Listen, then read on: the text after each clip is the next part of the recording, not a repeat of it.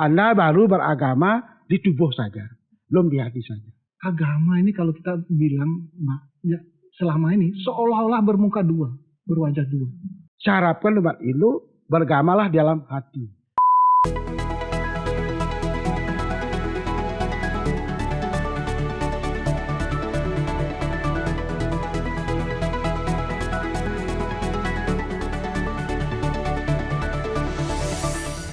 Om Swastiastu. Om Swastiastu. Assalamualaikum warahmatullahi wabarakatuh. Shalom, salam sejahtera bagi kita semua. Namo Buddhaya, salam kebajikan dan rahayu. Sobat religi dimanapun Anda berada, saya Dewi Anggraini senang sekali kembali dapat hadir melalui Matoa, umat dan aparat dalam obrolan agama.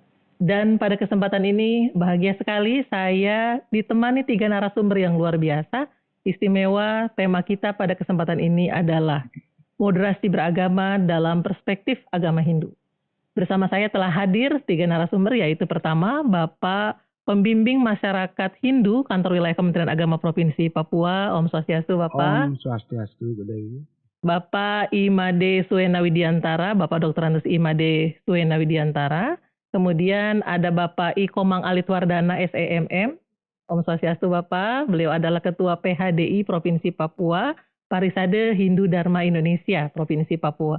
Dan juga ada Bapak Imade Ambo Arjana, SHMH, beliau adalah Ketua PHDI Kabupaten Jayapura. Om Swastiastu Bapak. Om Swastiastu. Terima kasih atas kehadirannya Bapak di tempat ini.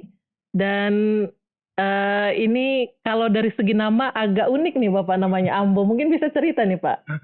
Di balik Ambo itu agak jarang saya mendengar nama Ambo untuk saudara kita dari Bali begitu ya. Ya, memang kalau saya memperkenalkan diri di mengajar di sekolah itu, ya, mereka mengira saya kalau tidak Makassar katanya orang Padang. Benar. Nah, tapi begitu saya telusuri, kenapa kok pakai nama Ambo gitu? Sebenarnya bukan Ambo katanya aslinya dulu. Menurut bapak saya katanya Mambo, karena dulu hobinya es mambo. Oh begitu. Baik, ini cerita unik lah ya di balik nama. Saya sendiri Dewi Anggraini sebenarnya mungkin tidak asing ya dalam hasanah sosial budaya Bali dan Hindu Bapak, nama Dewi Anggraini itu ya. Sangat terkenal. Sangat terkenal karena katanya Bapak saya sendiri memberi nama itu mengacu pada hikayat dalam Mahabharata atau Ramayana. Ya, itu ceritanya seperti itu. Kemudian pada kesempatan ini kita akan mengobrolkan tentang moderasi beragama dalam perspektif agama Hindu. Senang sekali rasanya bisa menelaah berbagai ajaran agama secara lintas agama, sama-sama melihat bagaimana moderasi beragama diposisikan atau bahkan diterapkan di dalam ajaran agama masing-masing. Seperti itu kurang lebih bahasan kita selama kurang lebih 1 jam ke depan Bapak. Dan tentu kita tahu bahwa moderasi beragama ini pada RPJMN 2020-2024 mendapatkan tempat seperti itu. Dan penguatan moderasi beragama merupakan bagian penting di dalam RPJMN tersebut dan tentunya juga di dalam Kementerian Agama seperti itu. Bagaimana juga kita tentu sama-sama melihat bahwa moderasi beragama ini merupakan cara beragama yang moderat di tengah, adil, berimbang begitu Bapak ya, yang tidak ekstrim kiri, ekstrim kanan tentunya. Namun lebih jauh tentu kita akan melihat bagaimana sih moderasi beragama ini dilihat di dalam ajaran agama Hindu. Seperti itu. Dimulai dari Bapak Pembimas atau dari siapa dulu? Saya silahkan.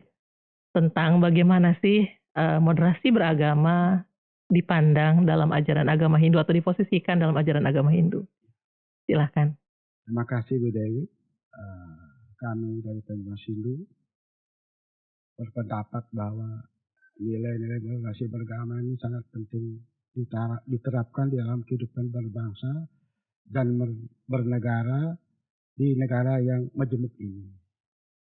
Nah pasti negara besar Indonesia ini terdiri dari suku, agama, budaya, adat, asal-usul yang berbeda. Bagaimana kita bisa menyatukan kekuatan ini untuk kemajuan bangsa.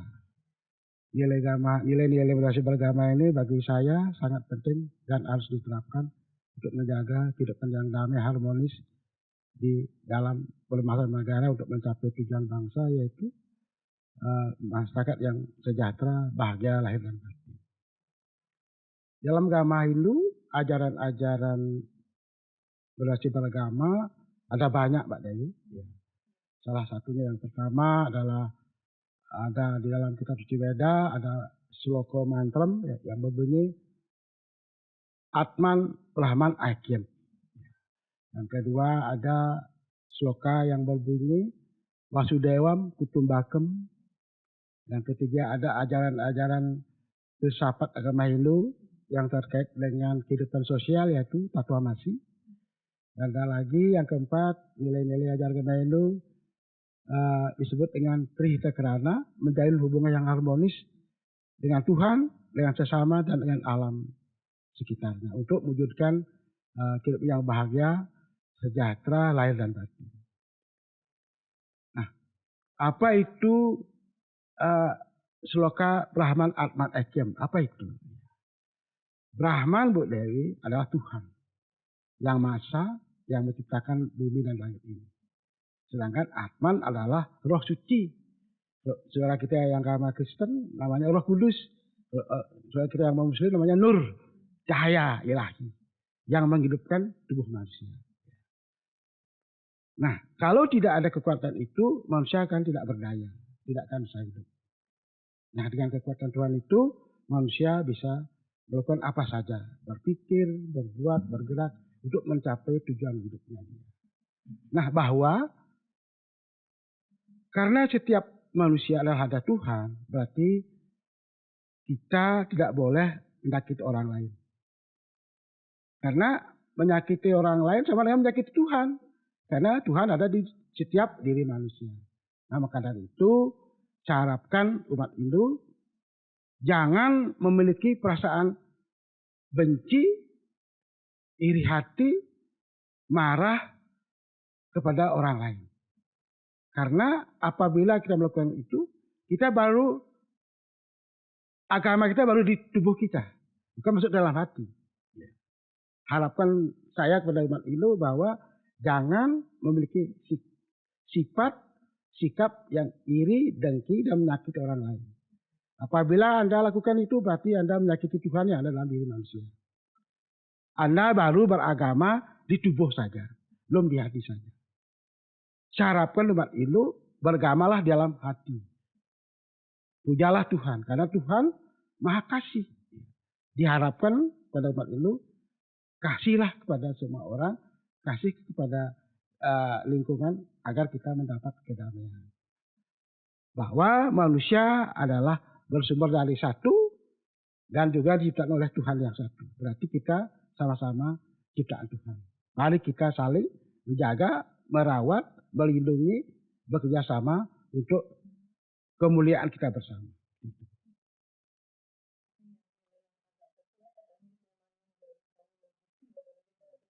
Ya, ya mirip. Diri manusia. Sehingga dia tidak gampang melukai atau menyakiti orang lain. Kutumbakam. Ya.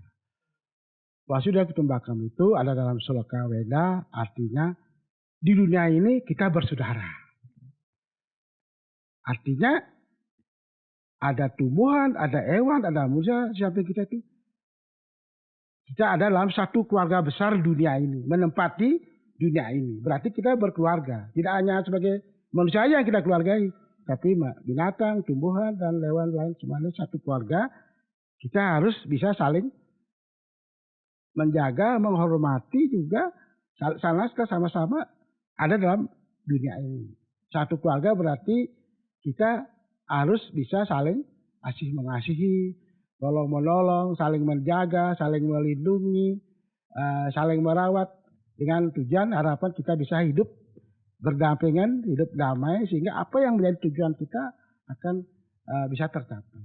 Dalam agama Hindu ada tujuan beragama adalah moksartam jagadita yacayati dharma, berbahagia di dunia ini, damai abadi di akhirat nanti dengan jalan dharma. Tujuan kita sebagai manusia ada dharma, arta, kama, moksa. Itu yang kita capai saat kita hidup. Dharma itu apa? Dharma itu agama. Dharma itu tuntunan. Dharma itu pegangan. Dharma itu sesuluh untuk mencapai sesuatu. Dharma itulah kebenaran ilahi. Siapa yang melaksanakan hidupnya dengan dasar dharma, dia akan dilindungi dharma itu. Dan siapa yang melanggar dharma, dia akan dijatuhi oleh dharma itu. Dharma itulah agama yang kita harus junjung tinggi. Manusia, agama itulah yang utama dan pertama. Karena dengan beragama, hidup manusia itu terarah. Ada yang akan mau dicapai yang diharapkan. Karena agama berjanji, Tuhan berjanji, atau ajaran berjanji, siapa yang melaksanakan ajarannya sungguh-sungguh, dia akan mencapai tujuan hidupnya, baik di dunia ini dan di akhirat nanti. Bahagia dunia ini dan damai abadi di alam semesta nanti. Di alam moksa nanti. Siapa yang tidak melaksanakan agama, berarti tidak beragama, maksud saya, dia tidak terarah pikirannya. Tidak ada tujuan yang dia ingin capai. Seperti botol hanyut di laut akan mengambang sesuai dengan arah mata angin. Di mana anginnya ke timur, dia akan ke barat. Kalau dia dari utara, dia akan ke selatan. Dia tidak punya pedoman, tujuan, harapan. Kalau tidak beragama. Bersyukurlah kita yang beragama memiliki tujuan yang terarah. Karena memahami pertanyaan-pertanyaan mendasar yang sering disebut pertanyaan filosofis, siapa diri kita, dari mana kita berasal, kemana kita hendak menuju, seperti itu Bapak ya? Iya, betul. Seperti itu kurang lebihnya.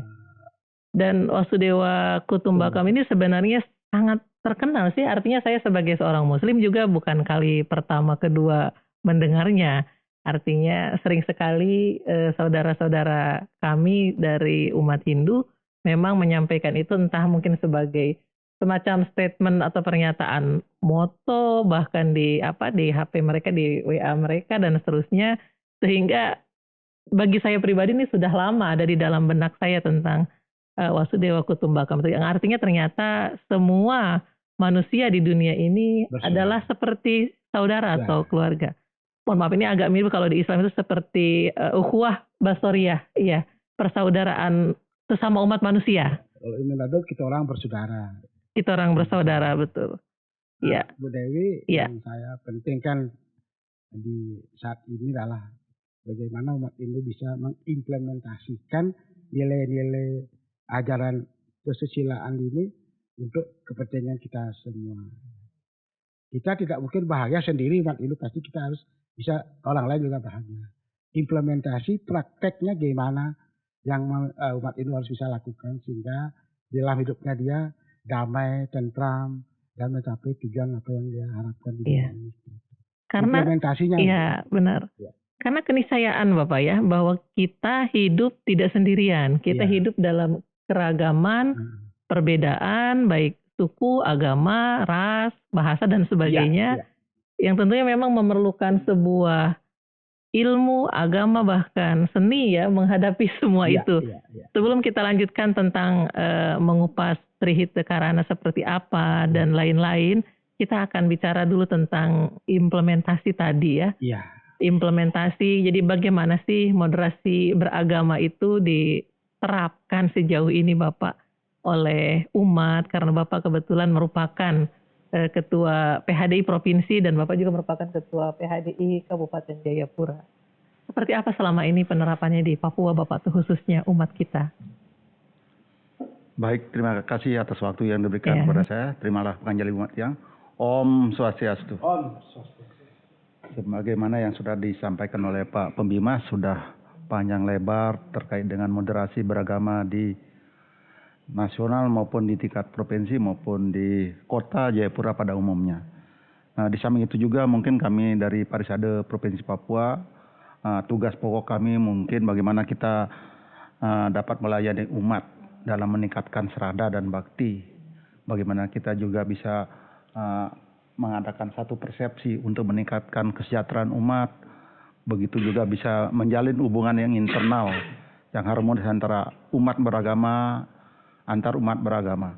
Sehingga apabila kita melaksanakan hal-hal yang terkait dengan keagamaan, kita harus bisa menghormati agama lain.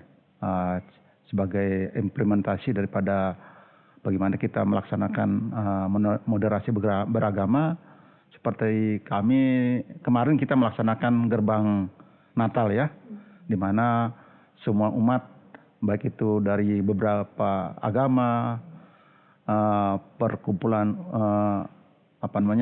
adat istiadat, paguyuban, kita satu tujuan, yaitu bagaimana kita meningkatkan soliditas, yaitu bagaimana kerukunan itu bisa tercapai.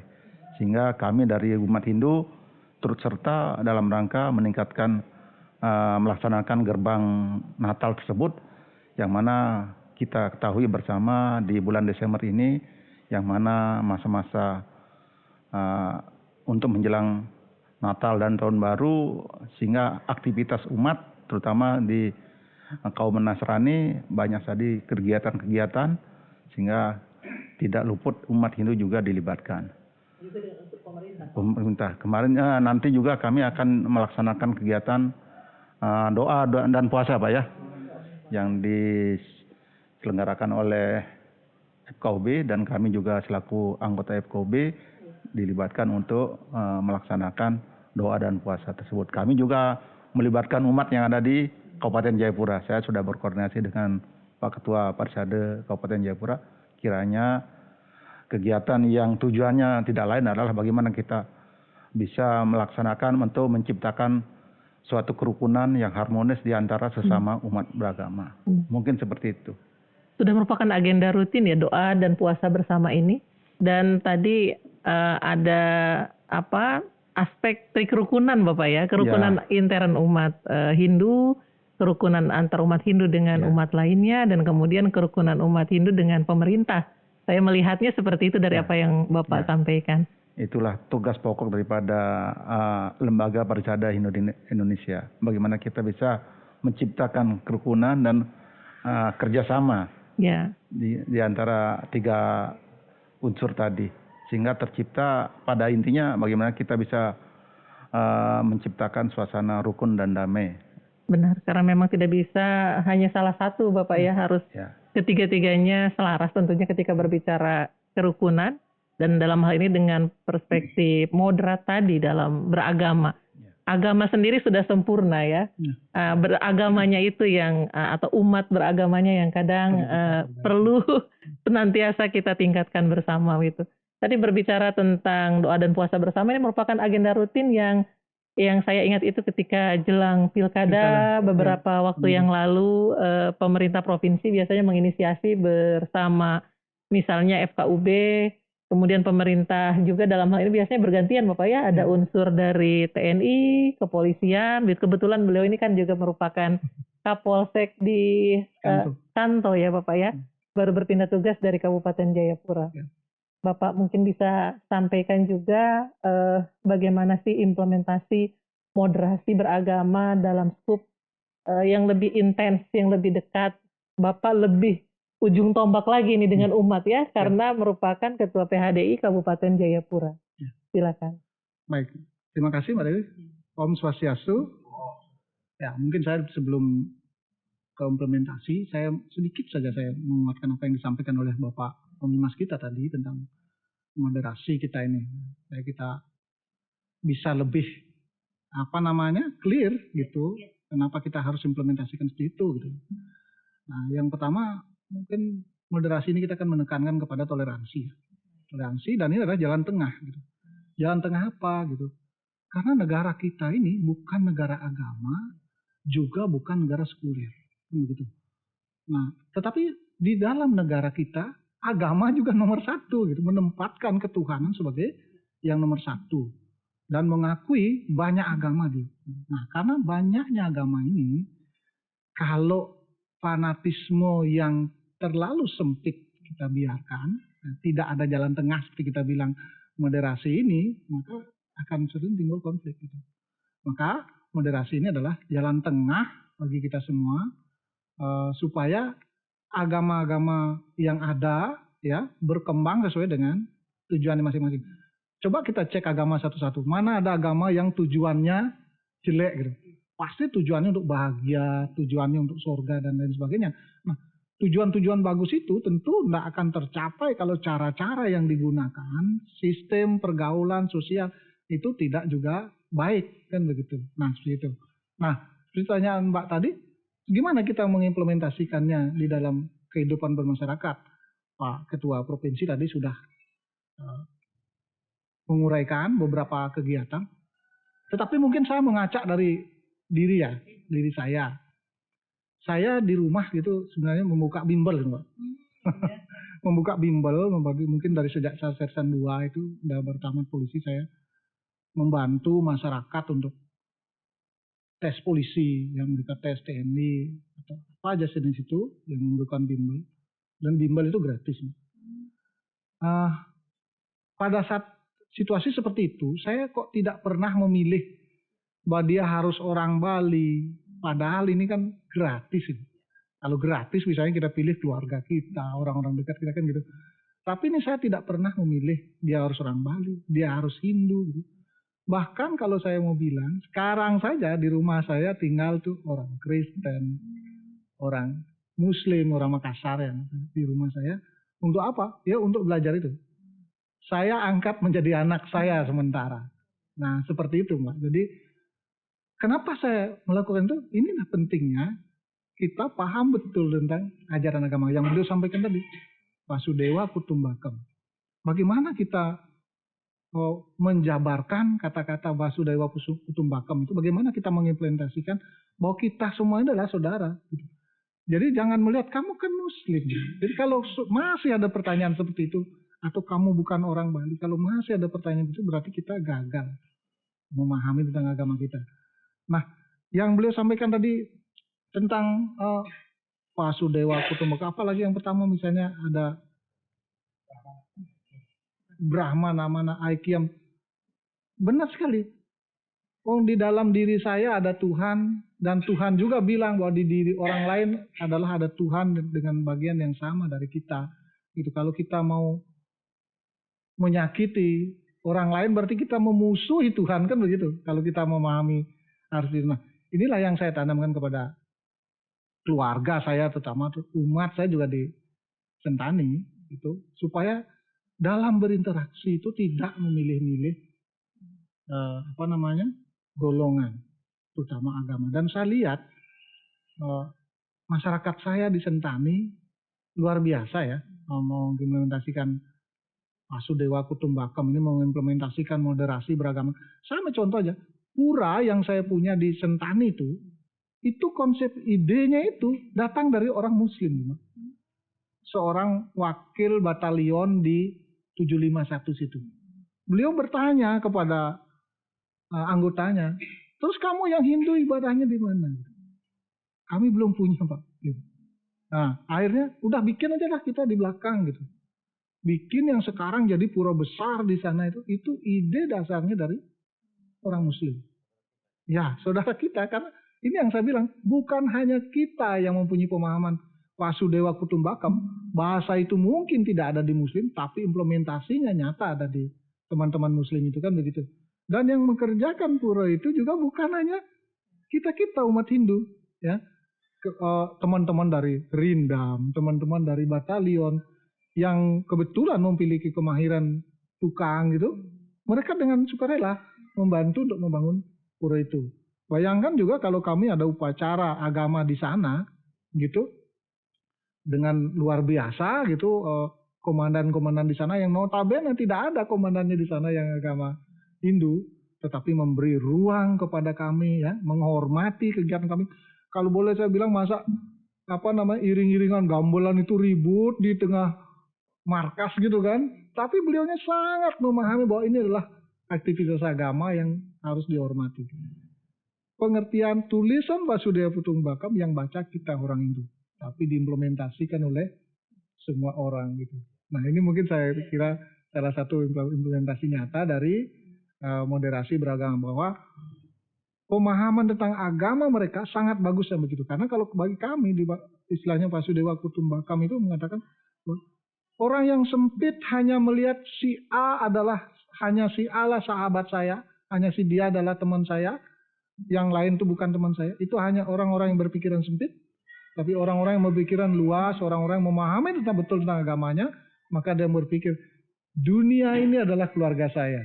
Nah inilah kalau saya bilang, kalau saya ambil dari konteks Pak Sudewa Kutumba kami itu. Iya. Nah itu kira-kira Mbak. Karena pada dasarnya ini kan selaras dengan nilai universal ya, dengan nilai universal, dengan humanity, Benar. persaudaraan semesta, persaudaraan universal, atau tadi kalau dalam konsep Islam, karena kebetulan saya Muslim, ada ukhuwah basoriyah, persaudaraan sesama umat manusia, seperti itu.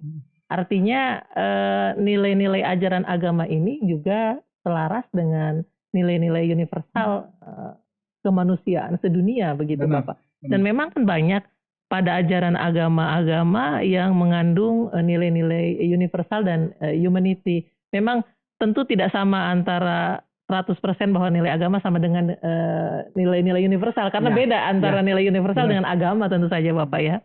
Seperti itu.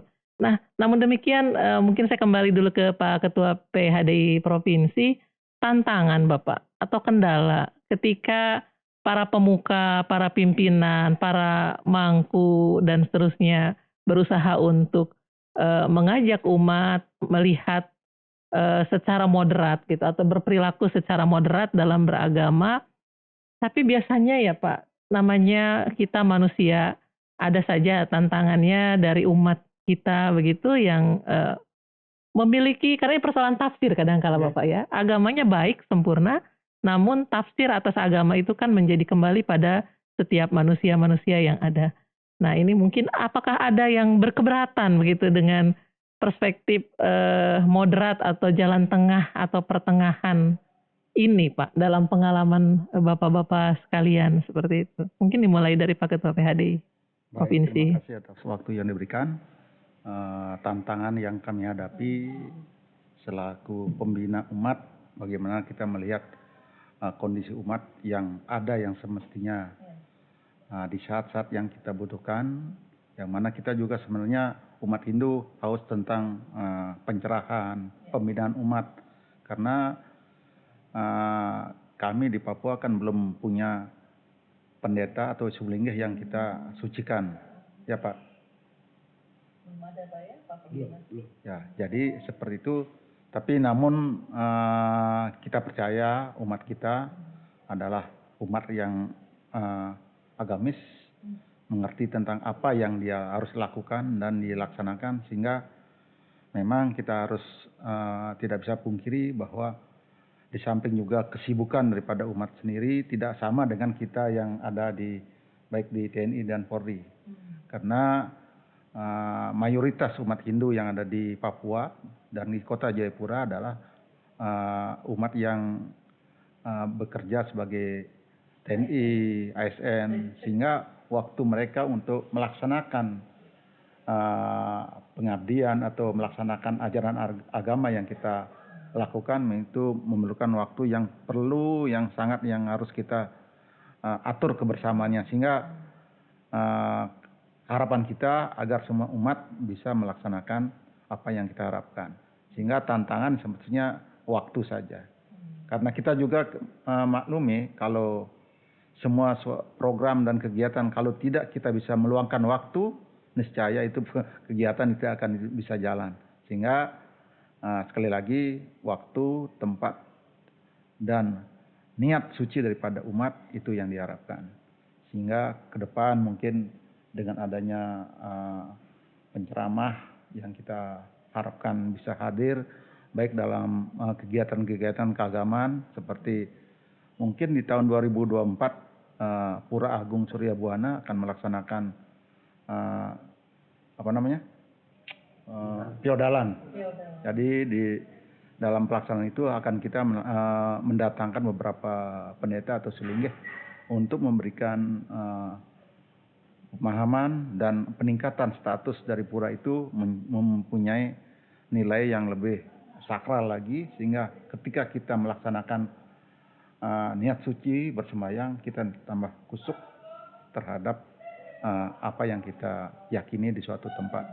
Demikian juga yang di Pura Sentani merupakan mahkota atau miniatur dari Pura Besakeh yang terbesar di kita ketahui di Pulau Bali.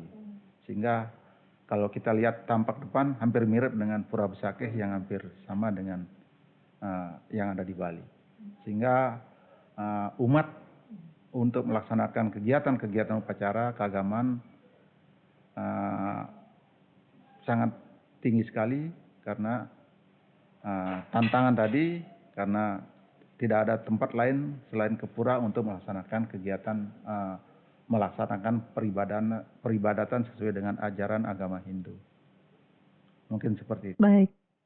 Berbicara tentang keterbatasan seorang manusia tadi Bapak, saya jadi terbersih tentang Trihita Karana sebenarnya, Trihita Karana ya.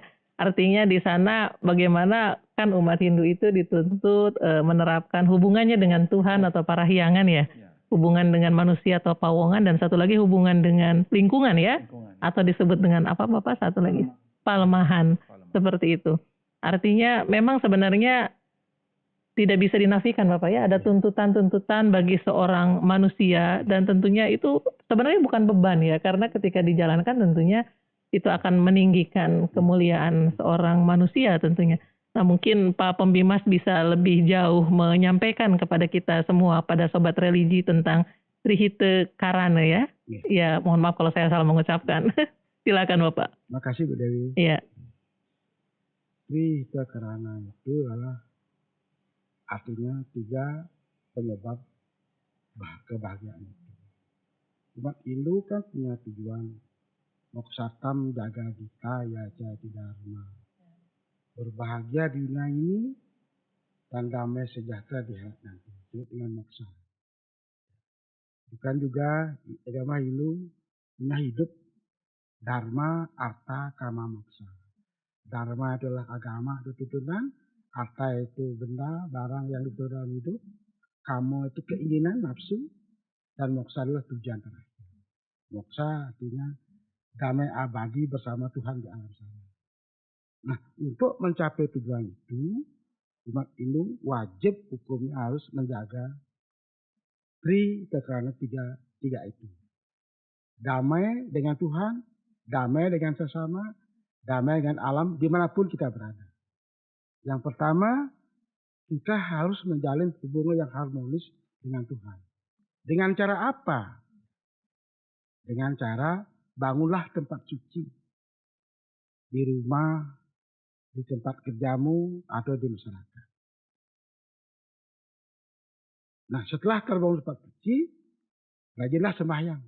Nah, sembahyang sebagai bentuk memuliakan Tuhan di bumi. Memohon mendekatkan diri ke Tuhan. Karena kita adalah bagian dari Tuhan yang kita bilang. Yang ketiga, kita umat Hindu harus bisa menjaga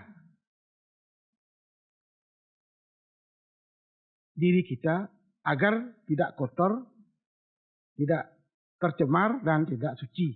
Makanya umat Hindu rajin ke pura. Dengan dia ke pura, dia akan mendapat penyucian. Pertama, habis sebelum sembahyang, umat Hindu pasti diberikan tirta biakala, tirta biakawanan. Jadi wujud untuk menghilangkan sebal kandel kekotorannya yang ada dalam dirinya, jasmani dan rohani. Yang kedua, dia dikasih tirta parayasita, disucikan semua jasmani dan rohaninya dia. Yang ketiga, dikasih pengulapan, artinya menstanakan Tuhan dalam dirinya, tetap selalu ada. Makanya orang yang ke pura itu sangat berbahagia dan beruntung, dia mendapat pembersihan, penyucian dari Tuhan. Karena berkat itu akan turun pada orang yang suci. Orang yang gak suci itu pasti gak akan dapat apa-apa. Nah, diharapkan oleh umat Hindu implementasinya bahwa jangan kamu pernah menyakiti orang. Karena menyakiti orang adalah menyakiti Tuhan. Ya. Kalau kamu begitu, berarti agamamu baru di badan. Bukan agamamu di hati. Orang yang beragama di hati, dia akan kasih oleh Tuhan. kepada sesama. Karena Tuhan itu kasih. Iya. Dan ini terkait juga kemudian dengan pawongan ya Bapak, hubungan dengan manusia ya. Iya. Yang kedua, kita harus menjalin hubungan dengan sesama makhluk hidup. Gitu. Karena Tuhan menciptakan kita sama, berasal dari unsur yang sama, diciptakan oleh Tuhan yang sama, berarti kita sesama makhluk hidup ini tidak boleh saling mengganggu, saling menyakiti, bahkan kita harus saling toleransi, saling menghargai, saling menyayangi, dan saling bekerja sama untuk mewujudkan tujuan yang kita ingin. Nah, untuk itu implementasinya jangan pernah kamu menyakiti manusia atau binatang lain. Karena kau menyakiti Tuhan. Yang ketiga, kita harus menjalin hubungan harmonis dengan alam semesta di mana kita berada. Karena dalam ajaran agama Hindu, Tuhan itu adalah alam ini. Alam semesta inilah Tuhan. Jangan kita menyembah Tuhan yang gak kelihatan. Sedangkan kita lupa diri, Tuhan yang kelihatannya ya alam semesta ini. Kita harus jaga. Di mana alam ini gak dijaga, dia akan malapetaka kepada diri kita. Makanya alam itu adalah Tuhan yang harus kita jaga dan rawat seperti diri kita sendiri. Kalau ingin memperoleh kebahagiaan itu. Nah, itu yang saya harapkan kepada umat Hindu. Jaga hubungan harmonis dengan Tuhan, sesama dan alam. Bila kita ingin memperoleh tujuan itu, bahagia sejahtera lahir batin dan bahagia damai selalu di alam sana. Baik, terima kasih Pak Pembimas. Saya ingin ke Pak Ketua PHDI Kabupaten. Bapak, ada 4 indikator moderasi beragama, dan saya ingin Bapak mengajak kita melihat penerapannya di dalam ajaran Hindu atau keselarasannya dalam ajaran Hindu. Saya yakin ada, karena indikator moderasi beragama ini pastinya diambilkan dari seluruh agama-agama yang diakui di Indonesia. Yaitu ada indikator bahwa seseorang yang moderat atau moderasi dalam beragama itu kemudian adalah, pertama indikatornya adalah komitmen kebangsaan, kemudian anti kekerasan, kemudian toleransi, begitu, kemudian penghormatan pada tradisi ya, kepada tradisi. Nah, kita akan lihat satu persatu, mungkin Bapak bisa membantu kita semua para sobat religi apapun keyakinannya untuk dapat melihat dalam ajaran Hindu relevansi nilai yang ada dari tentu kitab-kitab yang ada, begitu. Bagaimana dengan tadi komitmen kebangsaan pertama, karena ada Dharmaning Negara Bapak ya, Dharmaning Negara misalnya, yang saya tahu sebagai orang yang awam tentu saja dalam ajaran Hindu. Silahkan Bapak, mungkin dimulai dari komitmen kebangsaan dalam ajaran Hindu seperti apa? Baik, kalau saya bilang komitmen kebangsaan dalam agama Hindu itu sesungguhnya kalau kita melihat petunjuk-petunjuk ya dalam ajaran agama ini kan sebuah petunjuk untuk kita mencapai tujuan hidup itu kan gitu. Nah, semua petunjuk-petunjuk yang ada di dalam ajaran agama Hindu itu sangat relevan dengan komitmen kita untuk moderasi beragama. Kan harus saya bilang hari ini bahwa Kementerian memunculkan moderasi agama sebagai sebuah program, ini bagi saya luar biasa dan saya sangat-sangat berterima kasih. Karena apa? Saya sebagai pembina umat di daerah itu merasa betul bahwa agama ini kalau kita bilang ya, selama ini seolah-olah bermuka dua, berwajah dua. Kenapa berwajah dua? Di satu sisi kita disuguhkan bahwa agama itulah damai, penuh kasih dan segala macam. Ini sebuah, kalau kita baca di bukunya atau petunjuk arahan kepada kita, kalau kamu ikut ajaran agama ini kamu akan ketemu kedamaian dan segala macam. Tetapi di sisi lain, agama itu juga yang kita lihat menjadi pemicu konflik, ya enggak? Kemudian bikin masyarakat berdebat kusir yang enggak jelas ujungnya. Nah, justru munculnya moderasi beragama ini adalah untuk mengantisipasi hal itu. Mengantisipasi agama berwajah dua itu. Di mana di ajarannya disebutkan bahwa dia adalah dasarnya damai untuk menciptakan kedamaian, tetapi dalam pelaksanaannya justru membawa-bawa agama untuk melakukan kekerasan, anarki dan lain sebagainya. Maka moderasi beragama adalah salah satu jalan. Kenapa saya bilang ajaran agama Hindu sangat relevan yang beliau sampaikan tadi? Mungkin tidak usah jauh-jauh ya. dari ajaran Trikayo Parisuda gitu misalnya. Kita diminta kalau kamu mau bahagia, berpikirlah yang baik, berkatalah yang baik, dan berperilakulah yang baik. Ini kan tuntunan. Tuntunan untuk kita bahagia gitu. Kalau manusia-manusia yang sudah berpikir dengan baik, berkata dan berperilaku baik, siapa musuhnya gitu? Nggak ada musuhnya gitu. Saya ambil contoh, nggak usah jauh-jauh. Bahkan orang nggak kenal aja sama kita, ngelihat perilaku kita seperti itu akan otomatis menjadi sahabat. Mohon maaf, saya mungkin cerita pengalaman kecil nih. Saya bertugas di pedalaman, ya, yang dimana di Papua ini mungkin yang kita pikir yang di pedalaman OPM, ya kan, KKB gitu kan. Saya ini ngalamin, Mbak, dimana saya kedatangan, kalau saya bilang dari pasukan itu lah, pasukan KKB salah satu. Datang ke kamar saya mengaku panglima. Saya panglima wilayahnya dan dikawal oleh 2 membawa senjata. Saya tidak bisa menunjukkan dokumentasi karena mereka tidak mau diajak dokumentasi karena saya adalah polisi. Gitu. Datang berkatanya, kamu Made? Saya Made. Kenapa? Kamu siapa? Saya panglima. Saya tanya, panglima apa? Saya nggak ngerti. Saya panglima angkatan darat. Ini cerita kehidupan saya. Nah, panglima angkatan darat. Oh, kamu mau apa? Kamu mau tembak saya karena saya polisi? Tembak aja. Saya bilang, hidup saya sudah ditentukan oleh Tuhan saya. Kalau hari ini harus mati, saya terima. Loh, kenapa kamu bicara tembak-tembak? Ya karena kamu bawa senjata, sementara saya kemana-mana nggak pernah bawa senjata. Wah, diusir itu anak gue. Keluar gitu. Apa Mbak? Benar-benar membuat saya kaget. Yang dia sampaikan, saya hanya mau bilang terima kasih sama kamu. Loh, saya bilang kok terima kasih? Ada apa yang kamu sudah banyak membantu masyarakat saya. Karena waktu itu tugas saya ke pedalam itu memberdayakan masyarakat. Nah, ini yang saya harus bilang. Manakala kita sudah berperilaku, sering berkata yang sopan. Kalau di agama kita bilang auranya udah beda. Gitu. Auranya udah beda. Orang pun bisa ngelihat. Oh ini orang baik. Nggak usah jauh.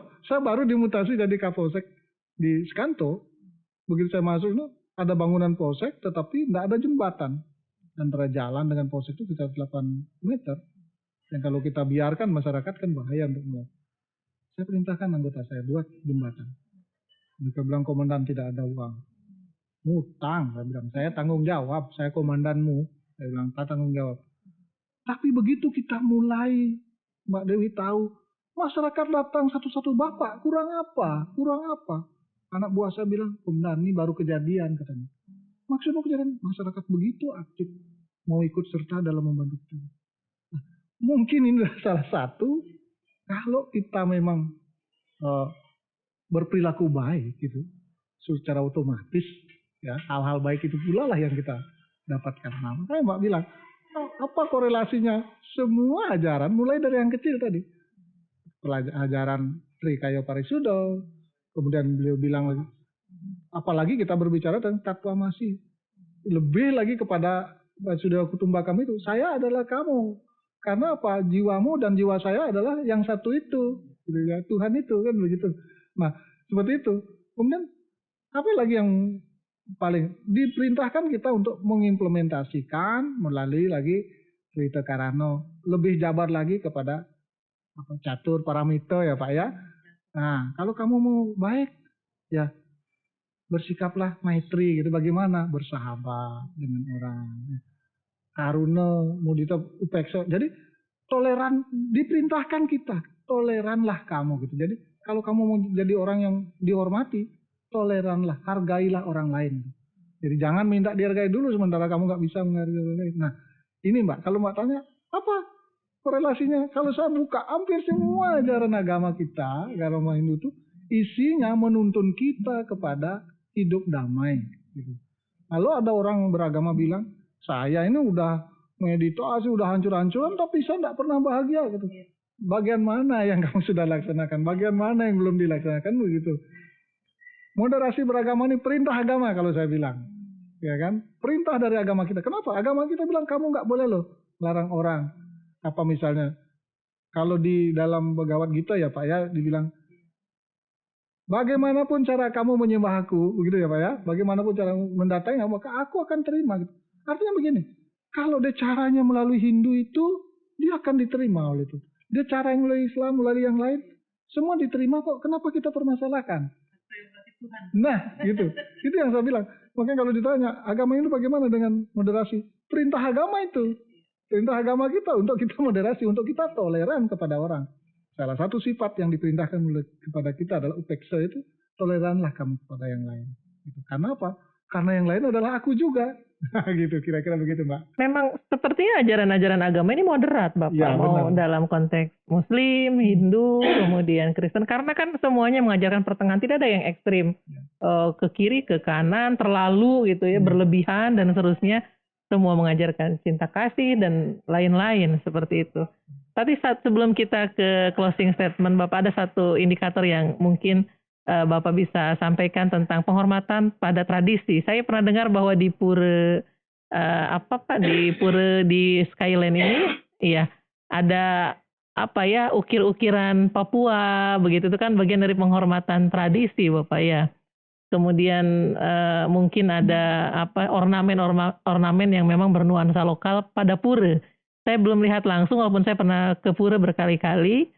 Tapi saya dapat cerita bahwa kalau dicermati ornamennya itu mengandung unsur kearifan lokal.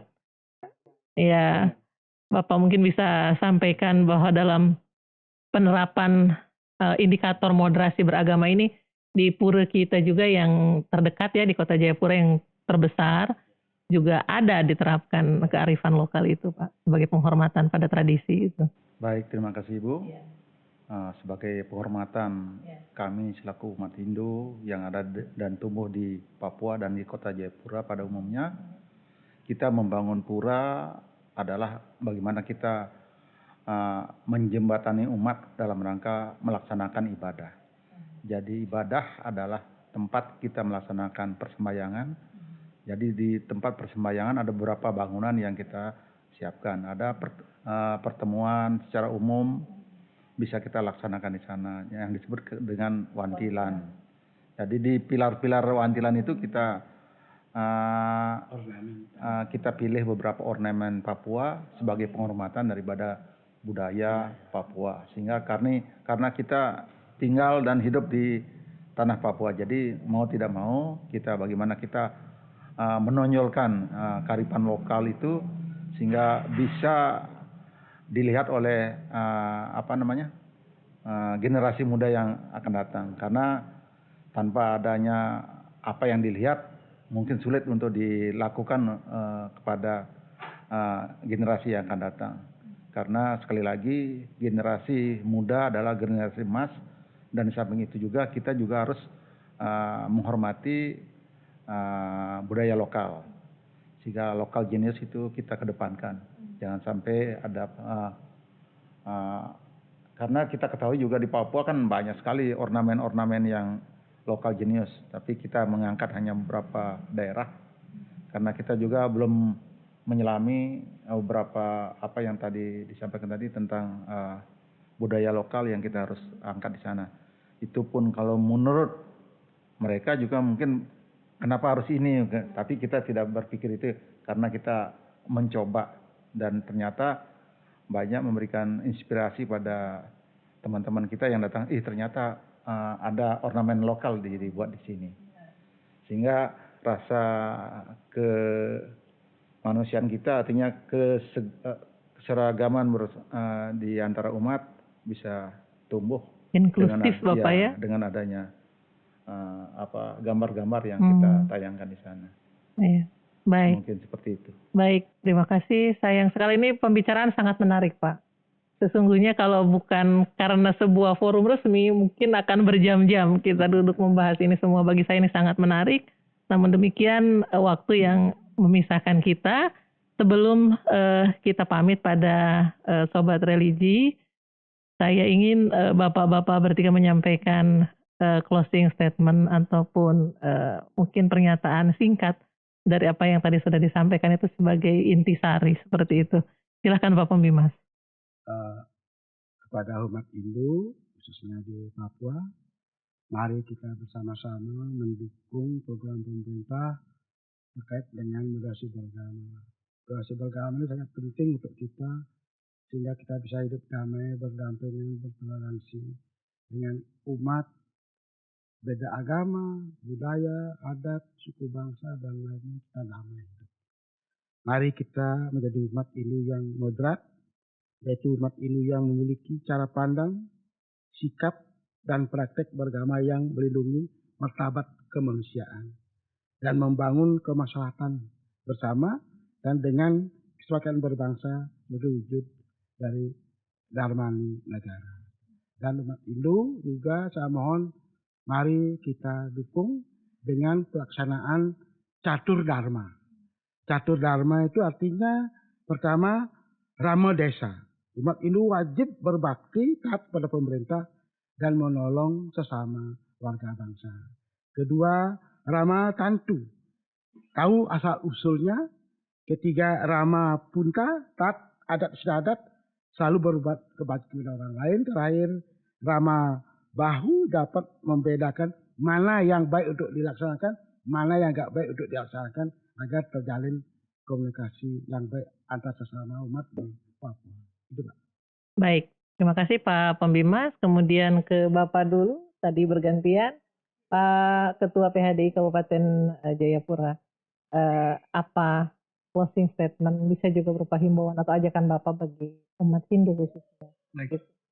Kepada semeton, saudara-saudara saya yang beragama Hindu, satu hal yang saya ingatkan bahwa Tuhan kita sudah memerintahkan. Tuhan kita sudah menyatakan bahwa dunia ini adalah saudara kita. Jangan lagi persempit pikiran, hanya mengelompokkan diri ke hal kecil. Jadi makin banyak saudara kita, makin banyak kita ajak untuk bercerita suka dan duka. Sehingga apalagi menjelang pemilu ini, harapan kami jangan karena pemahaman yang sempit dan berkotak-kotak, kemudian kita lupa dengan perintah Tuhan kita untuk semua manusia, semua umat, dan semua orang di dunia adalah saudara kita. Jangan bermusuhan satu sama lain, beda pilihan boleh, tetapi kita semua tetap adalah saudara. Vasudewa Kutumbakam. Terima kasih. Iya, satu hal yang hampir terlupakan oleh kita tadi ya tentang jelang pilpres, pilkada ini tentu penting sekali bagi kita Bapak untuk tidak terpengaruh oleh situasi kondisi sesaat. Karena kita punya kehidupan yang lebih berharga, yang jauh lebih panjang ke depan, yang tentunya perlu mengedepankan hal-hal yang harmoni begitu. Bapak Ketua PHDI Provinsi juga bisa menyampaikan ajakan atau himbauan terkait itu mungkin. Baik, selain hal lainnya. Terima kasih Ibu. Saya menghimbau kepada umat sedharma dimanapun berada, terutama di kota Jayapura dan Papua pada umumnya. Jadilah umat yang mengerti tentang agama, apa yang kita yakini laksanakan dengan sebisanya, karena agama itu adalah keniscayaan yang harus kita laksanakan. Berbuatlah yang terbaik kepada sesama manusia, tadi sudah banyak disampaikan oleh Pak Pembimas, sehingga apa yang kita akan laksanakan merupakan cerminan kehidupan yang akan kita peroleh di kehidupan yang akan masa datang. Yang mana tadi sudah disampaikan juga, karena kita percaya dengan adanya Brahman, Atman, sehingga bagaimana kita bisa bersatu dengan Tuhan, sehingga apa yang kita laksanakan sekali lagi, harapan kita dapat mendapat kehidupan yang terang, layak, dan damai di kemudian hari. Himbauan kami kepada umat sedharma juga, menjelang pemilu, marilah kita mengikuti kontestan 3 pemilu, terutama pada sekarang yang lagi gencar-gencarnya tentang presiden dan wakil presiden ya. Jadi ikuti semua program, apa itu program dan visi misinya. Jangan sampai terpecah belah oleh sekelompok yang menyatakan A dan B dan C, sehingga kita tetap mengacu pada apa yang sebenarnya yang dilaksanakan, apakah ada perubahan atau tidak, tergantung daripada umat sedharma dimanapun mereka berada. Marilah kita sekali lagi menciptakan suasana rukun dan damai untuk kemaslahatan umat, sehingga Papua yang tadinya dicap merah pada pemilu yang akan datang 2024 adalah pemilu yang damai dan rukun. Mungkin itu. Baik, terima kasih Bapak, Pak Ketua PHDI Provinsi, Pak Ketua PHDI Kabupaten Jayapura, kemudian Bapak Pemimbas Hindu, Kantor Wilayah Kementerian Agama Provinsi Papua. Senang sekali saya dapat berkesempatan berjumpa dengan Bapak semua.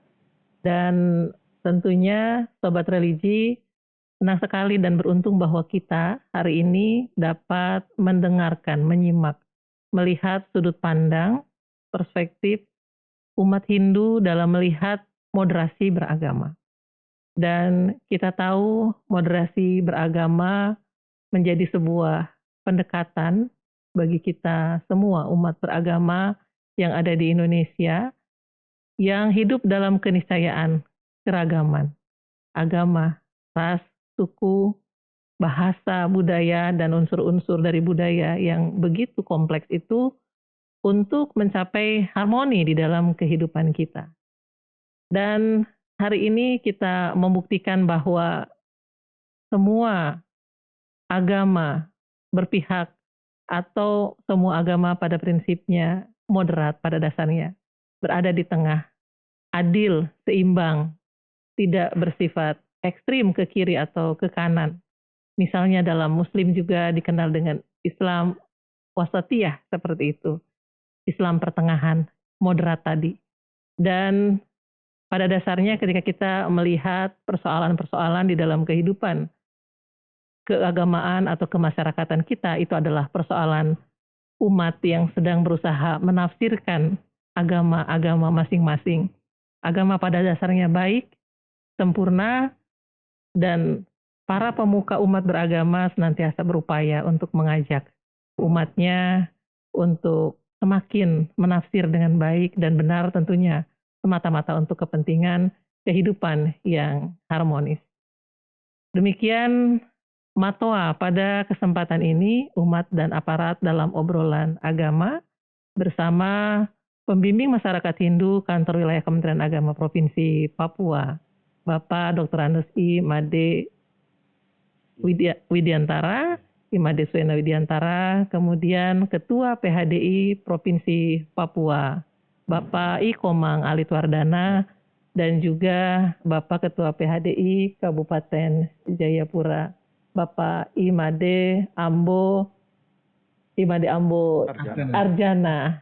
Baik, terima kasih sekali lagi Bapak atas kehadirannya, dan kita akan pamit pada Sobat Religi. Tentunya kita akan berjumpa kembali dengan tema-tema lainnya, baik melalui Matoa maupun melalui Sagu. Akhirnya saya Dewi Anggraini undur pamit dari hadapan Sobat Religi. Sampai jumpa lagi, dan saya akhiri dengan Om Santi, Santi, Santi. Wassalamualaikum warahmatullahi wabarakatuh. Salam, salam sejahtera bagi kita semua. Namo Buddhaya, salam kebajikan dan rahayu.